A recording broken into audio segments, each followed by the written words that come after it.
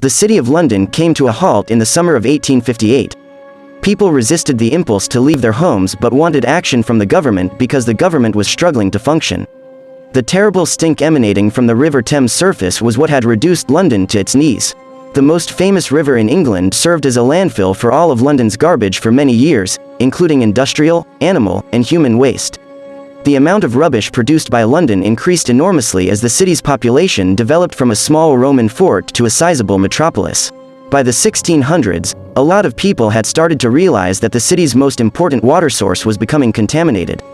However, as no comprehensive plan for resolving the problem existed, nothing was done and Londoners continued to use the Thames as a garbage dump and a source of drinking water.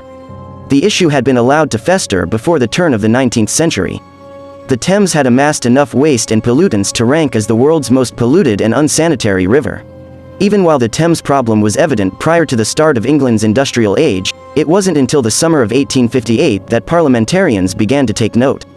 All of London was experiencing an oppressive heat wave that summer, and as a result, the sewage in the Thames started to ferment in the scorching sun. Decades worth of waste was literally cooking in the extreme heat. The end effect was a scent that was really repulsive and revolting. There were tales flying of men struck down with the stink, and of all kinds of fatal maladies, upspringing on the river's banks. According to one narrative that was born from it. Due to this contamination, more than 6,000 Londoners perished in the first significant cholera outbreak in Britain between 1831 and 1832. The second, in 1848 to 1849, consumed about 14,000 people. A second outbreak in 1853 to 1854 resulted in an additional 10,000 deaths. Except for a group of local laborers who partied through the night drinking beer, everyone drank from the same river. When cholera began to spread in Soho in 1854, the Dr. John Snow concluded that tainted water was to blame. He used the 70 local brewery employees who solely drank beer and all lived as evidence. Even the wealthy were not immune to this foul odor and disease. The severe heat had drove the legislators from those portions of their buildings which view the river. In fact, a few members entered the library with the intention of digging further into the subject, but they were immediately forced to leave, each man covering his nose with a handkerchief. Initially, lawmakers made an effort to stick with current procedures and continue their meetings without approving any radical reform proposals. They were aware that any action taken to eliminate the odor would necessitate a laborious reworking of the Thames's whole system.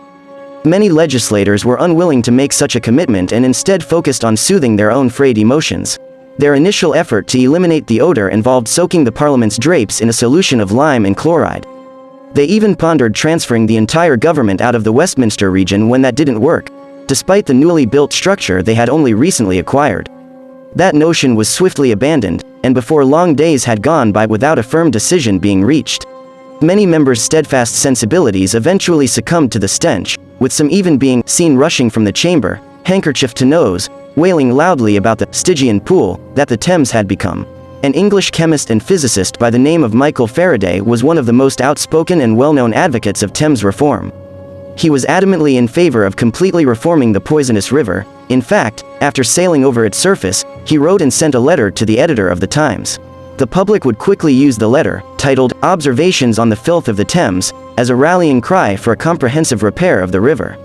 Faraday published a direct analysis of the problem involving the contaminated river. To demonstrate that the entire river was an opaque pale brown fluid, and that the river was little more than a true sewer, he said he had thrown pieces of paper into the water, which had almost instantly vanished. The warning from Faraday read, "If we overlook this subject, we cannot hope to do so with impunity, and we ought not to be startled if, ere many years are through, a hot season offer as sad proof of the folly of our indifference," were both extremely strong indications of his point. Thankfully, Parliament decided to take action rather than deferring to another hot season, due to a mix of public pressure and excruciating nasal discomfort. They also started to understand that merely moving the government's headquarters would not help the plight of those who were unable to leave the poisonous Thames. A bill that would completely renovate the River Thames was drafted, approved, and signed into law in a record-breaking 18 days. Many people did think the scenario was ironic. Ironically, the condition of the Thames horrified the eminent scientist in 1855, but 3 years later, in 1858, the hottest summer ever recorded caused it to deteriorate to the point where it offended a more powerful group. The politicians whose recently reconstructed Houses of Parliament were situated along its banks. They were forced to approve activities they had previously avoided because of their proximity to the source of the stink, which focused their attention on those reasons in a way that many years of debate and advocacy had failed to do. Regardless of the reasons for the reconstruction, London's most significant river was now receiving the attention it so richly deserved. The Thames was to be reformed, and this entailed building embankments along its edges in addition to installing a sewage system that Sir Joseph Bazalgette, an English civil engineer, would design. With the implementation of these reforms, the Great Stink gradually started to fade, allowing Londoners to exhale with true relief, not only for the clearer air, but also for the various advantages that came along with the incorporation of change. The Thames gradually became one of the cleanest rivers in the world, and the installation of a working sewage system helped eradicate various waterborne diseases that had plagued London for centuries. Therefore, despite being abhorrent and horribly irritating to everyone's delicate senses, the Great Stink nevertheless assisted in advancing a change that had been waiting to be implemented for ages. Don't forget to like this video and to subscribe to this channel. Remember to hit the bell button for easy notifications.